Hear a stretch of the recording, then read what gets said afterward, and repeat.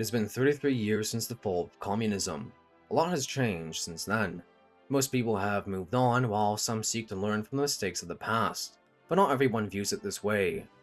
Enter Hakim, a so-called Marxist-Leninist YouTuber, whose channel is dedicated to Marxist theory, denouncing Western imperialism, and, what is relevant for this video, history. To start the video by saying something nice, his many critiques of Western imperialism and the flaws of capitalism are, in some cases, valid. However, what Hakim has struggled with most is coming to terms with the often brutal and oppressive actions of past socialist states.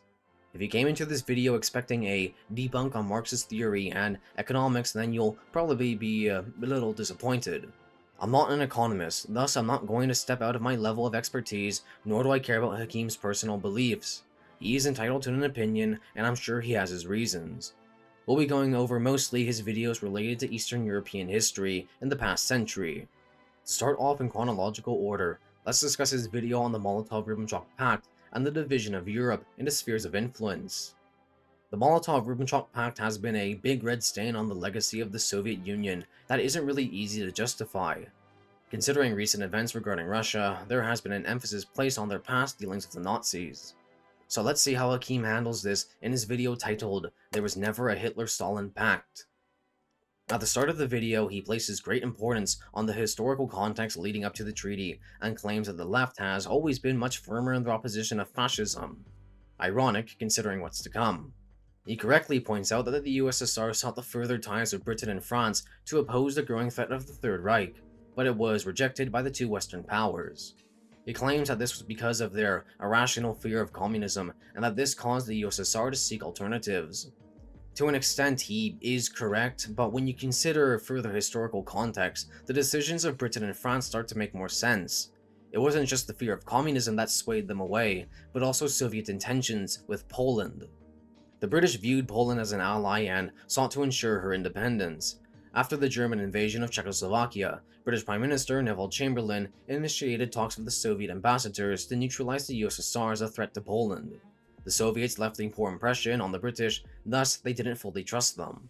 Just over a decade prior, the Bolsheviks fought a brutal war against the Poles. The Poles believed that they were entitled to the former territories of the Commonwealth, while the Bolsheviks wanted to spread the revolution into Poland and the West, which would have involved its subjugation. Stalin was personally involved in the war, leading the Red Army in the south towards the city of Lviv. Stalin's refusal to continue his advance resulted in the armies under Mikhail Tukhachevsky, the north, being defeated and forced to retreat. Following this, the 1st Cavalry Army under Stalin's authority was destroyed in battle. Stalin was largely believed for the defeat, and Lenin himself admitted that the Sovietization of Poland had been a failure. An independent Poland essentially acted as a buffer state between communism and Western Europe. If the USSR ever wanted to attempt to spread the revolution, they would have to deal with Poland first. Knowing all this, it's hard to believe that Stalin wouldn't hold a grudge against Poland, and it makes sense that the British and the French would be hesitant to cooperate with the USSR. Further attempts were made to form an alliance even 2 weeks before the war, but again, this wasn't possible due to Polish fears of Soviet intentions. He claims that Poland's distrust of the USSR is largely the fault of anti-Semitic conspiracy theories about Judeo-Bolshevism. While this certainly existed, it's really just an excuse to ignore the complicated relations between these two states and downplay Poland's genuine fears about Soviet intentions. Moving on to the treaty itself, Hakim goes over the basics such as it not being a military alliance, but a non-aggression pact, and so on and so forth. But the most peculiar thing he says about it is the following. However, there are 4 so-called secret provisions, and the famous partitioning of Poland isn't among them. That is part of the mythos surrounding the agreement and serves the purpose of demonizing the USSR, as well as deflecting blame from the Allied Western powers' appeasement of Hitler and the Nazis. This part is somewhat confusing as, skipping forward to a few minutes, Hakim says the following. Related to the military alliance myth is the claim that Stalin conspired with Hitler to partition Poland between Germany and the USSR in one of the secret articles of the pact brought by the Germans, specifically secret article number 2. If you read through it, it's fairly clear as to what Germany's true intentions were. Looking at an English translation of the pact, the same one Hakim shows in his video, it says in Article 2 of the Secret Additional Protocol, quote, "In the event of a territorial and political rearrangement of the areas belonging to the Polish state, the spheres of influence of Germany and the USSR shall be bounded approximately by the line of the rivers Narew, Vistula, and San." The question of whether the interests of both parties make desirable the maintenance of an independent Polish state and how much a state should be bounded can only be definitely determined in the course of further political developments. In any event, both governments will resolve this question by means of a friendly agreement. I don't know about you, but the previous text clearly states that Poland was to be eventually carved up. It doesn't matter if it was Germany's idea or not, the Soviets still agreed to it. Even though he reads part of it, how he did not come to the conclusion that this was to partition Poland is beyond me. He claimed that the partition of Poland was all Germany's idea, and that the Soviets were just following along with it because they had no alternatives. This argument for why the Soviets didn't want to invade was that they were blindsided by the invasion of Poland as it occurred shortly after the signing of the treaty, that the Red Army didn't display the characteristics of a conquering force, and that their main objective was to prepare for war against Germany in the future. While he is right that the partition of Poland was Germany's idea and that the Soviet invasion was hastily planned, that doesn't absolve the USSR of any wrongdoing. The treaty makes it clear that Germany planned to invade Poland, yet Stalin still agreed to it. The USSR still invaded and occupied a sovereign state, along with the Nazis, at the expense of the Polish people. The Molotov-Ribbentrop Pact was a happy little opportunity for Stalin to settle a personal grudge and to further his own interests. Immediately after signing the pact, Stalin was so content that he couldn't help himself from clicking glasses with the German representatives and even how to toast to Hitler. The aspect of signing a pact with his ideological enemies to divide up Europe was so amusing to him that he couldn't help but joke about it. Partying with the Nazis after carving up Europe is not something you do if you are acting on your best intentions. In regards to the behavior of the Red Army, they most certainly displayed the characteristics of an invading force. Two aspects of their behavior that the Red Army would become infamous for was looting and raping. To quote one Polish citizen named Anna that witnessed their behavior firsthand, they used to take people's watches and rings, earrings, crucifixes, and crosses right on the street. They loved watches, I don't know why. Maybe it's because they didn't have any, that is. We were afraid to go out onto the street because they made advances to the girls. It happened to me. I was walking down the street near the post office. He, a soldier, came towards me. Drunk, of course, it was clear. He grabbed my arm and started pulling me, dragging me towards him. I got scared and started screaming. There were some men walking down the street because it was frequented. They told him, "But what are you doing? What are you doing to the girl?" After the initial conquest, the former Polish territories were annexed into the Belarusian and Ukrainian SSRs. As Hakim points out, these annexed areas were inhabited mostly by Ukrainians and Belarusians, but looking at a language map of Poland and one of the conquered areas, you'll see that there was still a sizable Polish population, specifically in the north. If the Soviets had any regard for Poland's existence, they could have, at the very least, created a dedicated Polish SSR to give the illusion that the country still exists. But they didn't, because they could care less about a nation whom had been fighting for the right to simply exist for well over 100 years. The excuse given by the Soviets for their invasion was that it was a goodwill gesture to protect the local population and rescue their blood brothers, was later admitted by Molotov to a German ambassador to just be pragmatic excuses. Going back to the behavior of the Soviet occupiers, the brutality was far broader than just petty and unorganized things such as looting. The most efficient way to subjugate a nation is by selectively targeting certain groups that may be problematic. In December 1939, the NKVD was ordered to expel as many Polish war veterans, policemen, government workers, forest rangers, and their respective family members. All these people, ranging from old men to kids, were crammed into boxcars and sent east, being given food on a regular basis. Whenever the trains made a stop, the guards would ask the prisoners if there were any dead children that needed disposing. In total, 315,000 Poles were deported, 110,000 arrested, 30,000 executed, and 25,000 died while in captivity. But by far the most egregious display of Soviet brutality was their treatment of the over 250,000 Polish POWs. The officers and even civilian intellectuals were separated from the rest and put into special camps where they were treated as counter-revolutionaries. After failing to bring most of them to the Soviet cause, Stalin signed a decree on March 5, 1940, giving the NKVD permission to execute them if they failed an examination of a special procedure. Around 22,000 people were executed, most infamously in the forest of Katyn, usually with their hands tied behind their backs and a bullet to the back of their head, all for the crime of opposing the invasion of their country. Much has been theorized why Stalin took such extreme measures. The historian Lawrence Rees claims that the murder of the Polish elite was perhaps the ultimate manifestation of Stalin's hatred of Poland. The only mention of these atrocities in Hakim's video is a vague acknowledgement of mistakes being made. Judging by his claim that the Soviet occupation of Poland could be seen as an attempt to save as many people as possible from the brutality of the Wehrmacht gives me the impression that he's either unaware of these atrocities or chooses to ignore them. But we, dear viewer, are presumably more educated and are fully aware that the Nazi-Soviet cooperation doesn't end in Poland. Going back to the secret protocols, Article 1 and Article 3 discuss further territorial and political rearrangements of multiple other nations. Estonia and Latvia were later bullied by the Soviets into allowing them to build military installations in their country, eventually being outright annexed and subjugated to a treatment similar to that of Poland. Lithuania, despite initially not being in the Soviet sphere, also suffered a similar fate. Lesser known is the fate of the Romanian territory of Bessarabia, a former region of the Russian Empire with a mostly ethnic Romanian population that was annexed by the Soviets and later became Moldova. Most well known is the case of Finland that fought a brutal war against the Red Army to preserve their nation's independence. Instead of trying to further diplomatic ties and bring them away from the Germans via peaceful cooperation, the USSR resorted to invasion and annexation to get what they wanted. Their inability to view others as their equals only served to push these nations away and into the arms of the Nazis, which is why so many of them fought for the Axis. Collaboration didn't just end with the treaty. After the Nazis took power, thousands of German communists had fled to the USSR for protection.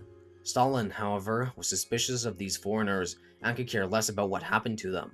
4,000 Germans, of which between 1,000 and 1,200 of them were communists, were stabbed in the back by their so-called comrades and deported to the Third Reich, being forced to rot away in concentration camps till the end of the war.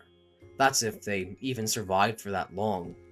Soviet-German relations were further strengthened with the signing of trade agreements. The USSR was to send a vast shipment of raw materials worth 500 million Reichsmarks over the course of 12 months. The products delivered ranged between grain for livestock and raw materials such as oil and iron. The deal even allowed Germany to transit through Soviet territory to access markets throughout the world, such as Iran and Manchukuo. This is by no means a small number of resources. Soviet steel helped build the Nazi war machine, while their oil was used to fuel it. Ironically, after conquering most of Western Europe, the Germans turned their guns, the same ones that the Soviets helped build, towards the USSR during Operation Barbarossa. The USSR's imperial conquest of Eastern Europe and their collaboration with the Nazis is so extensive that even mentioning it in this video would debunk his own attempt to make them seem much less villainous than what they really were. In regards to appeasement, which was basically what Hakim claims the Molotov-Ribbentrop Pact was, we should discuss a few things. It did in fact enable the Nazis. Leaving countries like Czechoslovakia to the mercy of them was a cruel thing to do, and Hakim is well in his right to point that out. But in defense of appeasement, it did provide the Allies with some much needed time to prepare for the coming war. In defense of Chamberlain, he was at the very least not laughing about signing a deal with the devil, not stabbing Czechoslovakia in the back as Germany invaded, not hosting joint military parades in Brest-Litovsk, and not executing 22,000 Polish officers and deporting over 1 million Poles to Siberia. Hakim's video on the Molotov-Ribbentrop Pact is nothing more than a half-true attempt to justify the collaboration of the USSR with the Nazis by leaving out key details. In fact, I don't even believe that discussing the pact and its consequences was the main goal.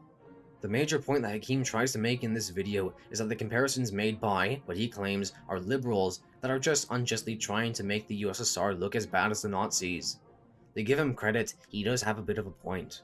Those who've read of the horrors unleashed by the Nazis, especially on the Eastern Front, will know that their systematic conduct of war crimes and genocide has no equals. A world where we allied ourselves with the Soviets to defeat the Germans was arguably the best case scenario, even for Eastern Europe. The enormous sacrifice made by the peoples of the USSR is commendable of immense respect worldwide, but none of that is an excuse to justify, or in the case of Hakim, ignore the crimes committed by the Soviet Union. Obviously, their conduct has resulted in many comparisons being made, and justifyingly so. The job of the historian isn't just to simply document the past, but to study it. Historical reflection isn't just necessary to understand the past, but to learn from our mistakes to better ourselves in the future. Hakim has utterly failed to do this and, as we'll see throughout this video, continues to do so. Continuing the discussion of the history of Poland, Hakim has made another video titled The Rise and Fall of Communist Poland. The Polish People's Republic, as it would come to be known, came into existence after World War II when the Soviets occupied Poland and shifted its borders to the west. Under 2 minutes into the video, Hakim covers two basic but very important events. A referendum, known as the 3 times yes, was passed by the State National Council in 1946. 6 years later, in 1952, Poland adopted a communist constitution creating the People's Republic of Poland and would join the famous Warsaw Pact 3 years later in 1955. These events and a presidential election in 1947 that Hakim didn't mention would serve to legitimize communist rule over Poland. His video makes it seem positive, as if the Polish proletariat imposed this system upon themselves. It sounds very swell and dandy. That's if you're naive enough to believe that the results weren't rigged. To understand Poland's appeal of communism, or lack thereof, we first need to examine the historical context. During the Polish-Soviet War, the Polish Communist Party was banned for supporting the Red Army. I'm sure you can understand why. Polish communists were naturally drawn to the USSR in search of support. You think that'd be a safe haven for them, but just like with the Germans, Stalin could care less for their well-being. Polish communists were accused of being foreign agents and were blamed for the failure of collectivization in Ukraine, with many of them being purged. 69 of the 100 members of the Polish Communist Party's Central Committee were executed. As for the 600,000 Poles living in the USSR, they were targeted in a campaign of ethnic violence by the state. Many more were killed and imprisoned. After the war, many more would be deported to the West in one of the largest projects of ethnic rearrangement in history. As we've gone over, Poland's initial introduction to the realities of Soviet-style rule were brutally imposed onto them. During the war, many Polish POWs were released by the Soviets to help fight against the Germans. While many did serve in the First Polish Army under the Soviets, many more didn't. In one case, 110,000 Polish soldiers under General Władysław Anders disobeyed orders and marched to Iran to join the British. On the home front, the Polish Home Army, numbering in the hundreds of thousands, waged a guerrilla war against the Nazis. Their most famously tragic battle occurred during the Warsaw Uprising, when the Soviets, who were just on the other side of the Vistula, encouraged them to revolt against the Germans. But instead of helping the Poles, Stalin ordered his army to halt their advance on Warsaw, leaving the Poles to be slaughtered, most likely in an attempt to kill off any potential rivals for a post-war Poland. Following the Red Army's advance, thousands of Polish insurgents, namely officers, who had helped the Soviets liberate German-occupied cities, were detained and, in many cases, executed. The Polish government in exile was unable to return under fear of death or imprisonment, even after Stalin had promised that they could help form a new government. Instead, a communist government based in Lublin that was under the control of Moscow was put in power, and an Iron Curtain sealed the Poles away from the rest of the world. Going over the 1946 referendum that Hakim mentions, it had subjects with a yes or no decision to choose from. The first was to abolish the Senate, which was the upper house of the parliament, the second on whether they wanted an agricultural reform and to nationalize industries, and, finally, the third was about whether or not Poland's western borders should be moved to the Oder and Lusatian-Neisse rivers. The communists, whom possessed the resources of the state and had the support of Stalin, launched a propaganda campaign in favor of all three. The government claimed that all 3 points were approved by the public, receiving 68%, 77%, and 91% respectively. However, according to historians, the results were falsified, with the result being at least 2 times higher than the number of votes received. Even Marxist.org, a website that Hakim has occasionally used as a source, provides us with some information that supports the claim that the referendum was falsified, stating, quote, "The falsification of the plebiscite by the government seems undubitable to us, because the acceptance of an open majority of the opposition would bring Stalinist politics in Poland to a catastrophe without precedent. Poland is, for Russia, more important than Austria or Hungary. It is a key position where Stalinist imperialism cannot admit its defeat." Going over the presidential elections of 1947, 1 million people were disqualified from voting by bureaucratic sleight of hand, and thousands of people were intimidated, beaten, and arrested while at or heading to the polling stations. Władysław Gomułka of the Polish Workers' Party, which was favored by Stalin, unsurprisingly won the presidency. The members of one of the opposition parties, called the PSL, were targeted by state security forces, with 128 of its activists being murdered and 149 of its candidates being arrested. As for Gomułka, he found himself the victim of a purge and was replaced with Bolesław Bierut, who was much more loyal to Stalin. In 1949, Konstantin Rokossowski, a Soviet general of Polish descent, was appointed head of the Polish army, not by the Polish government, but by Stalin himself. So subjugated was the Polish state that they weren't even allowed to control their own army, which, mind you, was then used to subdue worker strikes such as the one in the city of Poznan in 1956, resulting in the deaths of 74 people. Finally, addressing the Constitution itself, the legal framework of any nation, it was not written nor approved by the people, but was instead written by disconnected communist bureaucrats. Going over Soviet manipulation once again, Stalin himself was heavily involved in its creation. In fact, the draft that Hakim shows in his video has his personal corrections written all over it. To believe that an authoritarian state such as Communist Poland could ever be trusted to conduct democratic practices, you would have to be incredibly naive, and to believe that Poland would willingly join the Soviet sphere of influence, you'd have to be ignorant of their history. The very foundation of Communist Poland, and that of other Eastern Bloc countries, was built upon electoral fraud, repression, and murder. And it would be for these reasons that the legitimacy of these regimes would be challenged by their own people, and eventually brought down. As Poland struggled through the post-war world, the country was economically weak and poor. As Hakim points out, Poland tried to reform their economy, which resulted in them taking on debt and furthering their decline and leading to a series of worker strikes. In the wake of all this, opposition movements began growing throughout the country. The first notable one was the Workers' Defense Committee, or KOR for short. Then there was the most famous one, that being Solidarity. On paper, Solidarity was an independent trade union, but in practice it was more like a conglomerate of broad ideologies and beliefs for their opposition against the authoritarian system. Despite all that, the Polish proletariat, the same people that the regime claimed to represent, made up a sizable portion of its ranks. It was by all means a display of the working class banding together to protect their interests. You'd think that Hakim would be sympathetic towards them, but while not overtly hostile, he seems to be much more supportive of the Soviet-aligned regime. Throughout the chapter of the video that discusses Solidarity, while not explicitly saying it, he portrays them as being on the offensive against the government, as if they were provoking them.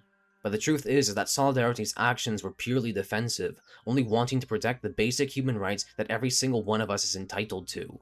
Going back to the workers' strikes, excluding the ones that we already discussed, there were several others. Most infamously, the strike that occurred in Gdansk and several other cities in 1970 saw government troops and tanks open fire on demonstrators. In total, 3,200 people were detained, over 1,000 injured, and 41 killed. Just like the atrocities committed during the Soviet occupation of Poland, the atrocities committed by the communist regime are glossed over, giving me the impression that he's intentionally avoiding the subject as to not hurt his own arguments. Any government that acts with such brutality towards its citizens for the sole crime of protesting rising food prices cannot then turn around and claim that it's acting in their best interests. The only way for a group like Solidarity to defend themselves from such abuse is to seek extensive reforms, or, better yet, the complete removal of the oppressive system. As expected, Hakim does not view the situation this way. For him, any changing of the status quo that he doesn't support isn't reform or revolution, but an overthrow or a coup. Looking at the title of the chapter in this video that we're discussing, it is literally titled Coup Beginnings, Foreign Funding, and Meddling. Calling changes that he disagrees with as coups is just a petty little tactic that he has employed to delegitimize the actions of those who think differently. To continue this subject, let's hear what he has to say about US support of the Solidarity movement. Clearly then, Solidarity wasn't a trade union per se and was pushing for the current system to cease existing so that they can bring in a sort of liberal capitalism. Hearing the pleas loud and clear, the CIA covertly supported Solidarity, and the National Endowment for Democracy was given $1 million congressionally approved dollars with which they were to assist Solidarity. Solidarity was a large organization with many well-meaning people, and an argument could be made that a majority of the rank and file didn't want the overthrow of Polish socialism, just quality of life changes. Even the leadership manipulated by foreign intelligence had their own plans that were quickly co-opted by American and Western foreign policy interests towards a counter-revolutionary direction. So here we have two important things, US funding and manipulation of Solidarity. In regards to US funding, what I'm about to say is largely my own subjective opinion. The US providing funding to a pro-democracy movement in Poland, or in Eastern Europe in general, isn't something I look upon as negative, especially when you consider the oppressiveness of the regimes that they were fighting against. Obviously, the US wasn't doing it purely out of the kindness of their hearts. Throughout the Cold War, we've seen them put aside their own values of liberty in pursuit of their own interests by supporting brutal dictatorships whom, in many cases, surpassed their communist adversaries in brutality. But in the case of Poland, the support was being given to a popular movement made up of ordinary people whom just wanted change. After all, you can't support a pro-democracy movement if it doesn't exist in the first place. The emphasis given by Hakim on US aid kinda gives me the impression that he views it as a determining factor in the communist overthrow. While it certainly was instrumental, what it really did was level the playing field, giving Solidarity a chance to compete for power. You also have to remember that the communist regime didn't just have control of the state's resources, but also had the legal framework to suppress the opposition and maintain their monopoly on power. Not to forget that they also had the backing of the Warsaw Pact, which, as seen with Hungary and Czechoslovakia, was capable of crushing any threat to the status quo. In regards to US manipulation, I intend to go into more depth later in the video, so let's keep this as simple as possible. Hakim is of the belief that the Poles were tricked into pushing for reforms that they didn't want to.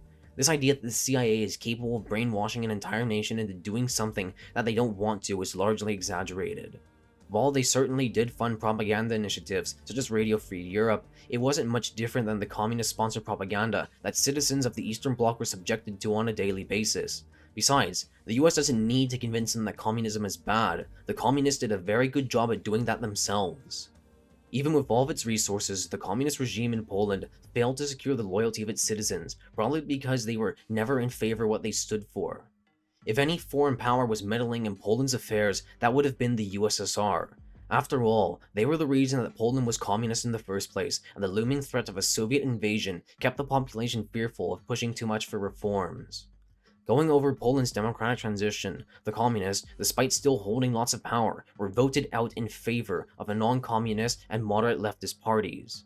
Even during the long and brutal transition to a market economy, the remnants of the Communist Party failed to take back power, and, as Hakim points out, the Polish people were much more endurant of it, probably because of their willingness to endure it in pursuit of a better future.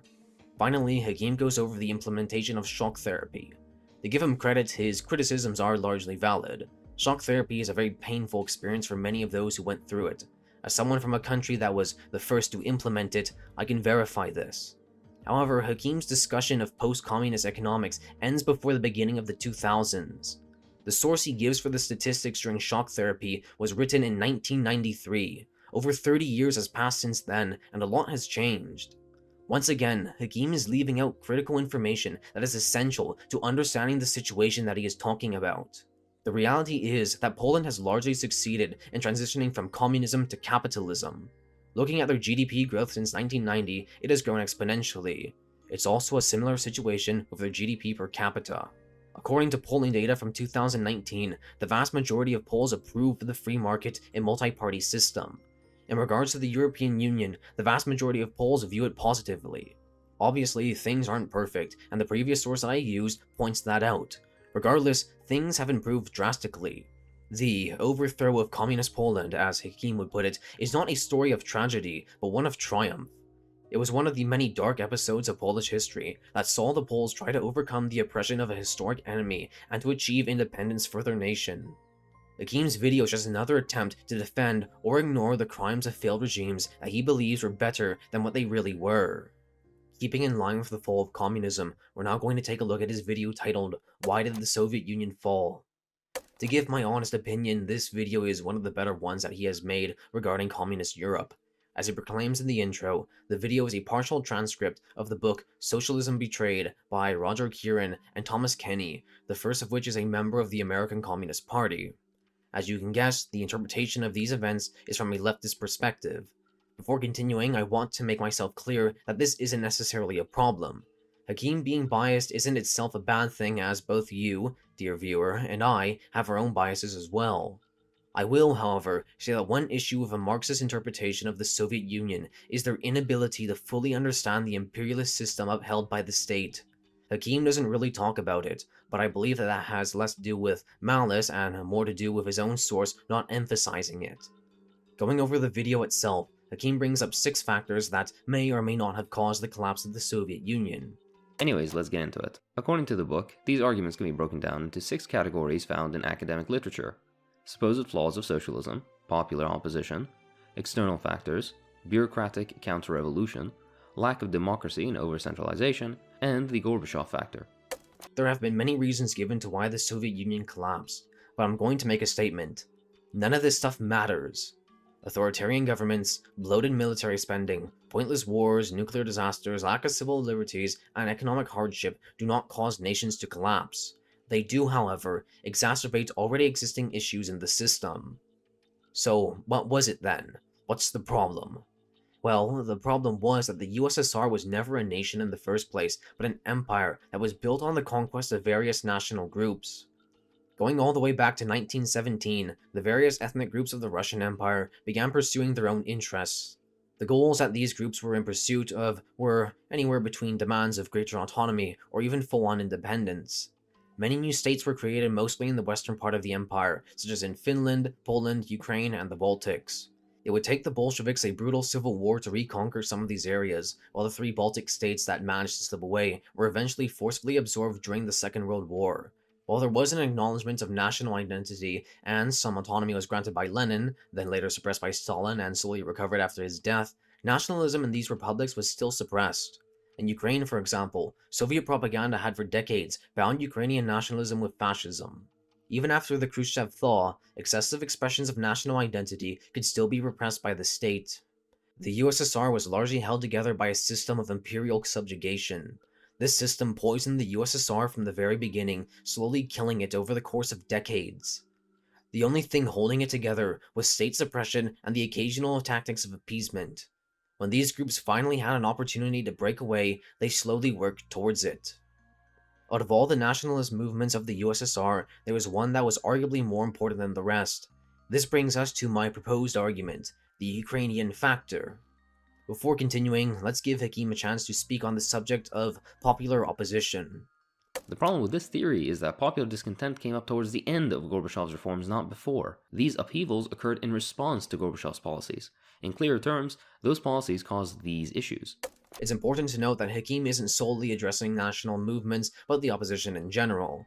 Anyways, his claim that popular discontent only came after Gorbachev's reforms isn't true. Discontent, whether from ordinary workers or nationalists, existed throughout the entire history of the USSR.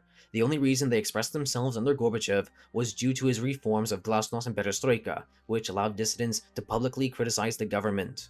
Going back to Ukraine, the Ukrainians viewed these reforms in a positive light, allowing dissidents to politically mobilize in defense of their culture, language, and political and economic autonomy.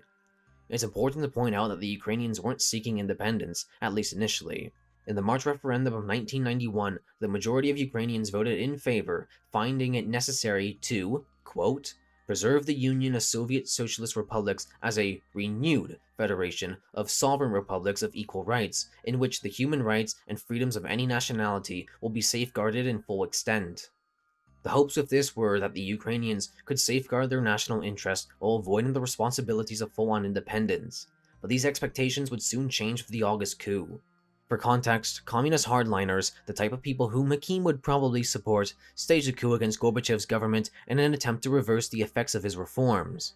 Boris Yeltsin, former member of the Communist Party, professional alcoholic, and president of the Russian Republic, rallied hundreds of thousands of his supporters around a distinct Russian identity separate from that of the USSR, successfully defeating the coup.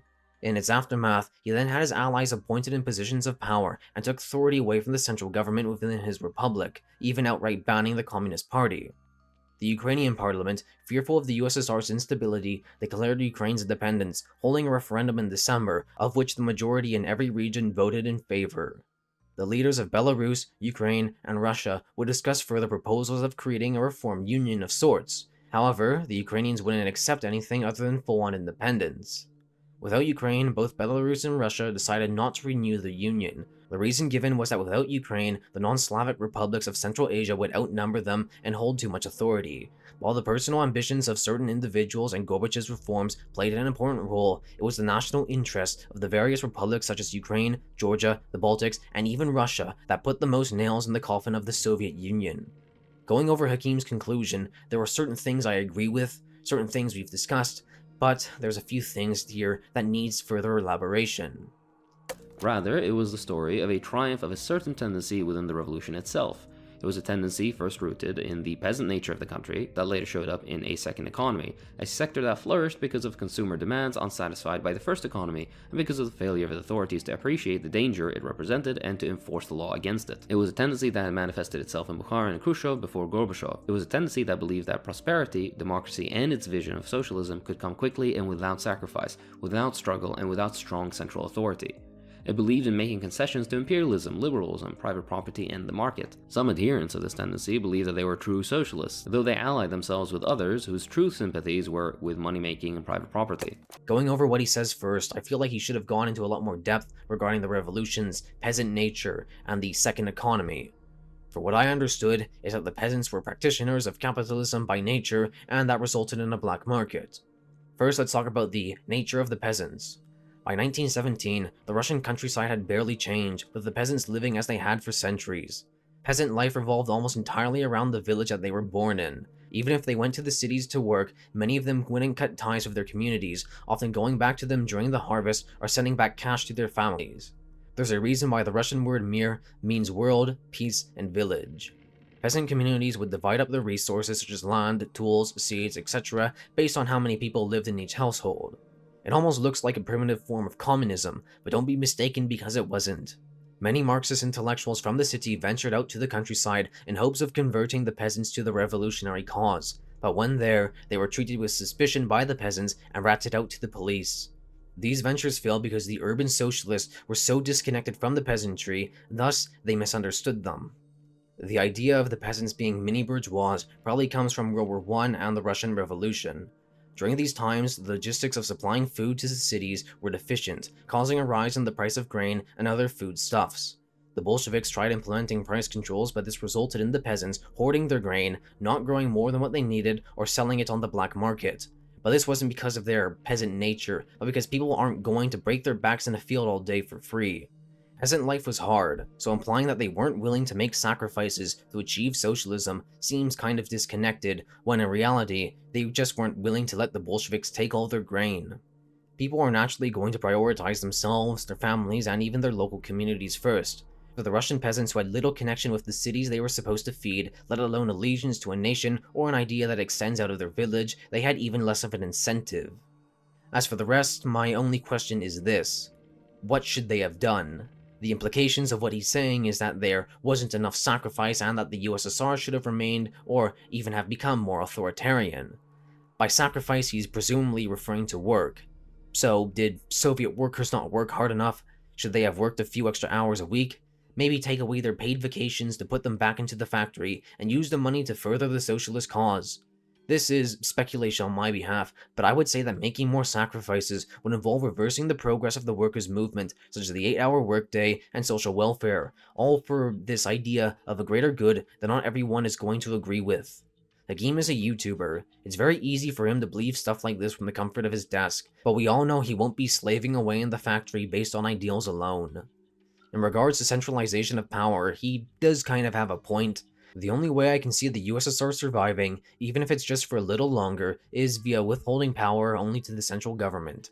However, it would have involved all the brutality that comes with these types of regimes. While the numbers are heavily disputed, it is a common fact that the victims of the Soviet Union number in the millions. What should they have done? Send millions of more people to the Gulag, shoot a few 100,000 more, execute an extra 22,000 Polish officers, maybe? Also, despite Gorbachev's reforms failing miserably to save the USSR, some of them, such as granting more civil liberties and democratizing the Union, were somewhat popular. After all, people defended them in the hundreds of thousands during the August coup, and millions more pursued independence when they were at risk of losing them. As said, this is the least egregious video we've covered. The impression I get from him here is that he's just naive in believing that the USSR could be saved. Moving on to the post-Soviet world, let's take a look at his video on Russia, titled The Crumbling of Modern Russia. As he says at the start of the video, it's more of a case study of capitalism than anything else, and quite frankly I'm not really interested, nor the most qualified to discuss it. And honestly, there isn't much to defend here. Russia has unfortunately suffered a lot in the transition from communism to capitalism. The economy is largely dominated by oligarchs with close ties to the government, and living standards are far from ideal. Hakim has all the right to point this out. However, there are a few nitpicky things in this video that are representative of a bigger issue. First, he says that it wouldn't be an understatement to claim that the dissolution of the USSR was the greatest geopolitical tragedy of the past century, almost paraphrasing Vladimir Putin word by word. I would like to emphasize that the only tragedy was the struggle to rebuild after, not the dissolution itself. In the eyes of Putin, Russia losing its sphere of influence that it could exploit is definitely a tragedy for him, but not for the people who gained their independence. Obviously, losing its empire did contribute to many economic issues. After covering the fall in Russia's GDP during 2014 and 2022, he leaves out some very important information, and that was the sanctions placed against them for the annexation of Crimea and later the full-scale invasion of Ukraine. Just in 2014 alone, there were several restrictions placed on trade and finances. In 2022, these sanctions were increased and were even harsher. If you want to make a proper assessment of the Russian economy, then you shouldn't be overlooking this. After all, anything that hinders commerce is obviously a bad thing for a free market economy. What countries Russia does continue to trade with, such as China and India, isn't as profitable as it was with the West. Perhaps this is just an oversight on his behalf, but honestly, I believe that this is representative of two issues with Hakim. The first being that he blames capitalism for most of Russia's issues, and, by proxy, those of the rest of the world. I'm not going to say that he's completely wrong. The sanctions placed against Russia is one of the cases when it hasn't. Even if Russia was still socialist, that wouldn't change the fact that no one wants to trade with a country that's waging war against its neighbor. The second being that he's rather hesitant to confront the wrongdoings of countries that stand on his side against what he sees as Western imperialism, which will become very apparent in the last and, in my opinion, his worst video that we'll be covering, How the West Destroyed Ukraine. Right off the bat, we're treated to quite a statement. In 1991, Ukraine supposedly gained independence following the illegal and undemocratic dissolution of the USSR against the will of the overwhelming majority of the nation's population. When Hakim says illegal, he doesn't actually care about legalities. The creation of the USSR was only possible due to the illegal overthrow of the Tsar and later the illegal overthrow of the provisional government. Just because revolting against oppressive regimes is illegal doesn't take away our rights to seek change. Ironically, based on the regimes that Hakim supports and his views on liberal democracy, he probably wishes for other democracies to be overthrown, which, mind you, would be illegal. As already discussed, Ukraine initially wanted to remain in a renewed union of Soviet republics, one that would continue to reform itself in a way that Hakim opposes. But this opinion eventually changed, and they voted overwhelmingly in favor of independence in the December referendum of 1991. Hakim doesn't reference his referendum, but he is aware of it. One commentator points this out, but Hakim seemingly doesn't understand how this type of stuff works. He doesn't even believe that Ukraine's independence is legitimate, and he spends this entire video acting like he's speaking on their behalf while ignoring the overwhelming evidence that, as we'll see, states that their opinions, their beliefs, and their vision for the future of their country is vastly different. It then briefly goes over the economic difficulties of post-Soviet Ukraine, till moving on to Western interests. Since independence, NATO has pursued Ukraine aggressively, hoping to bring it into the Western sphere of influence, which basically means becoming a vassal state.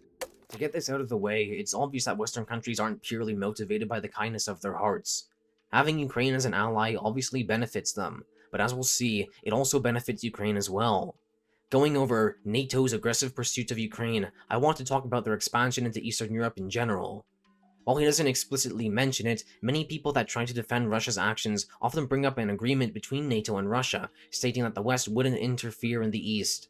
This agreement doesn't even exist. The closest thing we got to this was a verbal agreement between the US Secretary of State James Baker and Gorbachev as a concession for allowing a reunified Germany to remain part of NATO. One of the requirements for a country to join NATO is to uphold democratic systems of government. While interpretations can vary, I'm sure we can all agree that coups and invasions aren't part of this.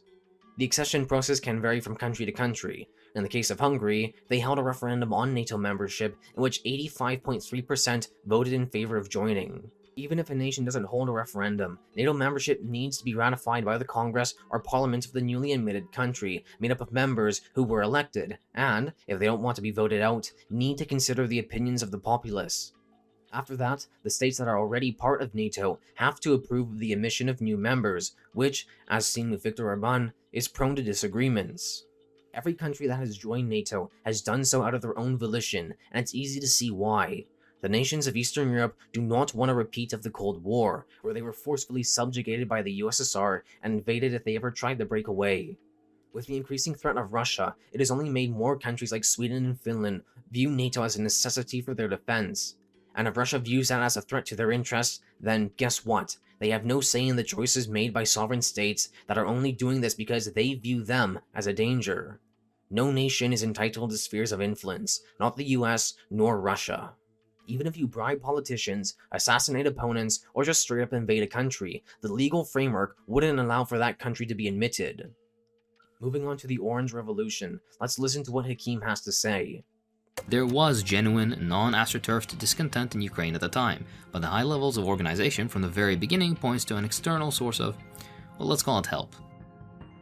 In the years leading up to this moment, the US government spent $65 million supposedly promoting democracy in Ukraine, mainly through organizations like Freedom House and the National Endowment for Democracy.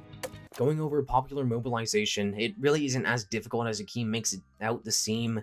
To give an example, during Pinochet's dictatorship, the opposition, whose members were largely in exile or hunted down and killed, were able to mobilize hundreds of thousands of people in what was, at the time, the largest display of protest in Chilean history. All this was possible largely by handing out leaflets. In the case of Ukraine back in 2014, the protesters were faced with far less difficulties and were aided by the advancements of mass media.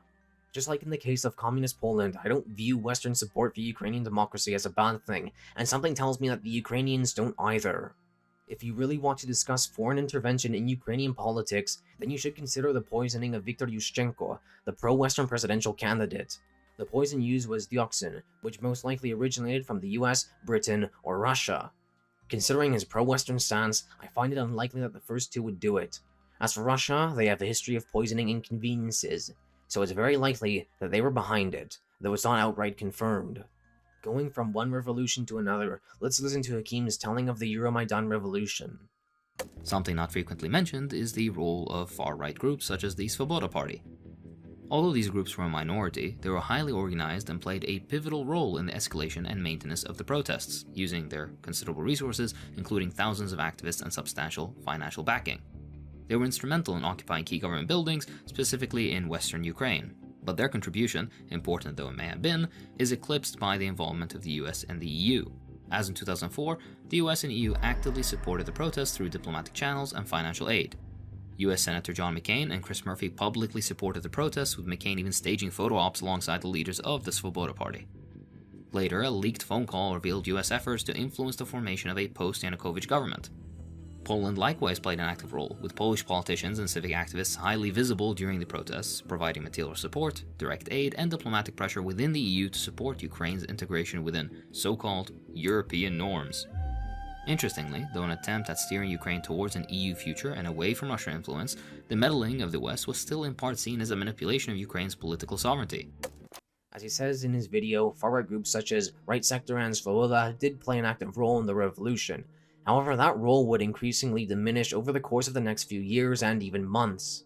Interestingly, the peak of Svoboda's success was reached in 2012, where they got 10.45% of the votes. Given Hakim's description of the group, you'd expect them to have gained more support after Euromaidan. However, they only gained 4.71%, while Right Sector, another far-right party, only gained 1.81%. In the most recent parliamentary elections of 2019, Svoboda only gained 2.16%, and Right Sector didn't even gain enough support to make it into parliament. The armed militias that these two groups established have since been integrated into the National Guard and the Territorial Defense Forces. While it isn't an ideal situation, it has restricted the power of these units and has put them under the authority of the government. While the far right is certainly a problem in Ukraine, the emphasis that he places on them undermines the contributions of normal people who just wanted change. The only thing that I have to say about Western involvement in Euromaidan is, what did he expect was going to happen? If you can remember, this whole thing started after Viktor Yanukovych decided last minute not to sign an agreement with the European Union. Ukraine was in the middle of a revolutionary process. Ukraine didn't just want help, but needed support from the West if they were to rebuild their government and proceed with their desired reforms. For Russia, and for Hakim, this certainly gives off the impression that the West was meddling in Ukraine's internal affairs, but for the Ukrainians, whose opinions matter most here, it certainly did not. The immediate years following Maidan were very difficult for Ukraine. The economy took a significant hit with the Russian invasion of Crimea and their subsequent intervention in the Donbass, providing separatists with weapons and even sending in their own troops. Hakim then goes on about how Ukraine took on significant debt, which is obviously a bad thing. While the points he makes about this are valid, you'd have to understand that Ukraine really didn't have much of an option if they wanted to overcome this crisis. But at the very least, the aid provided to them by the West and the loans that they were allowed to take was more than Russia had ever done for them. Onto Russia's full-scale invasion, you'd expect someone with Hakim's experiences to be very sympathetic to Ukraine's struggle.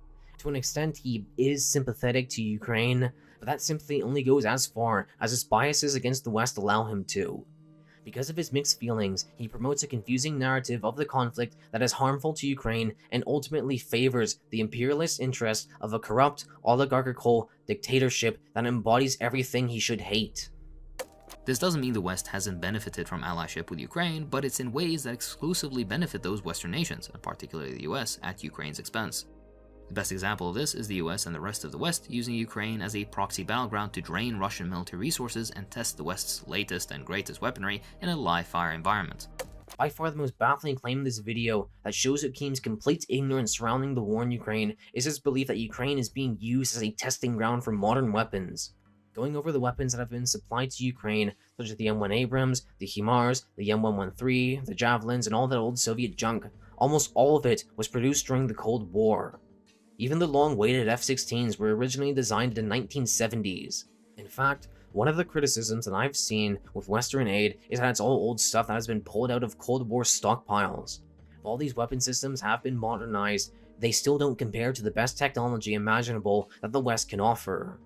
Not only that, but if they really wanted to test their weapons, then they wouldn't have placed so many restrictions on using them. For example, Britain and the US were still considering on whether or not to give Ukraine permission to use stuff like Storm Shadow missiles to strike targets within Russia, even after 2 years of war. All of these billions in aid that Ukraine is supposedly receiving, where is it all going? Despite fighting separatists since 2014 and Russia since 2022, the humanitarian aid sent to Ukraine is shockingly low compared to the vast military support they get. The United States, of course, leads this imbalance, offering $9.4 billion in humanitarian aid while pouring $70 billion into military efforts. The European Union, despite surpassing the US in overall support, shows a similar pattern despite being more directly affected by the war. The EU's humanitarian aid stands at $30.5 billion, but its financial and military commitments nonetheless dominate. Germany, Canada, the UK, Denmark, Norway, it doesn't matter. This imbalance reflects a broader tendency among Western nations to prioritize profits for the various companies involved in the military-industrial complex over essential humanitarian support. Hakim has interpreted the prioritization of weapons shipments as a sign that the West doesn't care about the Ukrainians, but has forgotten two essential things. The first being that war, especially an attritional war, is very expensive. For as much shit as we give the Russians, they are still an existential threat to Ukraine, and defeating one of the largest armies in the world is not cheap. The second is that weapon shipments are what the Ukrainians have been asking for. If you've followed the war since the beginning, you've probably forgotten just how many times Zelensky has gone on camera and asked for more guns. Back in May this year, he said, quote, "We are putting maximum pressure on our partners to increase weapon deliveries. If the delivery of weapons is increased, we will be able to stop the Russian forces in the east, where they have the initiative. Armored vehicles can safely transport soldiers, helmets and body armor can protect them from bullets and shrapnel, fighter jets and anti-air defenses can shoot down incoming drones and missiles that otherwise would end up hitting civilian targets. Just imagine for a second how much more people would be suffering if these weapons didn't exist. Thousands, if not millions of Ukrainians would be suffering under occupation, being treated as second-class citizens and forced to give up their culture and language. Even worse, many more of them would be dead. If Hakim was really that concerned with the humanitarian tragedy of this conflict, then he would be in favor of giving the Ukrainians what they need to win it. In regards to the military-industrial complex, it certainly has made some profits off of the war and future orders from NATO member states to replace their arsenals. But the emphasis that he places on this is exaggerated. As we've seen, most of the stuff being given to Ukraine comes from Cold War stockpiles, thus not a lot has actually been produced, and profits, while certainly being made, are at a minimum. If he really doesn't want the military-industrial complex to be making any money, then maybe he should tell Russia to stop giving them an excuse. We've seen plenty of disinformation, but the following words from Hakim aren't that. Instead, they're just straight-on offensive. Only the Ukrainian people can, along with working people everywhere else, guarantee their rights, and this will happen solely through a blueprint that they built by their own hands just a few decades ago. A better world is possible. What Hakim has failed to realize over the course of this video is that Ukrainians have already made a choice. They want to join the EU, they want to join NATO, and they sure as hell do not want to surrender to a regime that has murdered, bombed, and carved up their country. While he doesn't explicitly say it, I get the impression that he wants Ukraine and Russia to pursue peace talks. The problem with this is that Russia's demands are completely unacceptable. First, looking at Ukraine's conditions, they are quite simple. Zelensky's 10-point peace plan demands, to name a few conditions, the withdrawal of Russian troops, a restoration of Ukraine's territorial integrity, justice for war crimes, and security guarantees to prevent escalation, most likely in the form of Ukraine joining NATO. But Putin's demands for peace are so much harsher. He demands that Ukraine withdraw its troops from the 4 regions that Russia illegally annexed, that Ukraine must demilitarize and abandon all intentions on joining NATO. If Ukraine were to ever accept anything remotely similar to what Russia wants, they would be left weakened and defenseless to an attack from any country. The fear is that Russia would most likely just use this peace deal to buy time and then try again a few years later. As seen with the Budapest Memorandum, Russia cannot be expected to uphold their end of the deal, and, to an extent, the West can't either. The only people capable of guaranteeing Ukraine's security are Ukrainians themselves. For as tough as the situation on the ground is, Ukraine is arguably better off continuing the war. The only way they can create the conditions for an acceptable peace deal is to continue wearing down the Russians till that opportunity arises. Aside from the occasional remark on Russian wrongdoings, everything else in Hakim's video is aimed at putting the blame on the war in Ukraine on the West. His main argument is that from the Russian perspective, the West was encroaching on their territory, that they were stealing their friends, and that they were seizing Ukraine for themselves. However, the Russian perspective is complete nonsense. Just because Putin believes that Russia is entitled to the territories of its dead empire doesn't mean that it has the right to impose his authority over them. As discussed, nations like Ukraine have willingly pursued closer ties with the West, and they have all the right to do so. If Putin doesn't like it, then he'll just have to suck it up. Even if we pretend that the West is the embodiment of evil, that they staged an illegal coup in Ukraine and are profiting off the war, Putin would still be the bad guy in this situation. His views on Ukrainian statehood and his annexation of 5 Ukrainian regions has made it clear that this is a war of imperial conquest. It's bad when America does it, and it's bad when Russia does it too. Deal with it. Honestly, I have no idea what he was thinking when making this video. At least in the one on the Molotov-Ribbentrop Pact, his central thesis has some merit to it, but here it's just nonsense. Honestly, I don't believe Hakim hates Ukraine. I do, however, believe that he's too stupid to realize they hate him and everything that he stands for. The fall of communism in Europe has been credited with several factors. Among them include stagnation, corruption, oppression, and so on. While they ultimately did play a role, I would argue that the main reason was the same one that I gave for why the USSR collapsed. Communism in Eastern Europe was not something built from the ground up.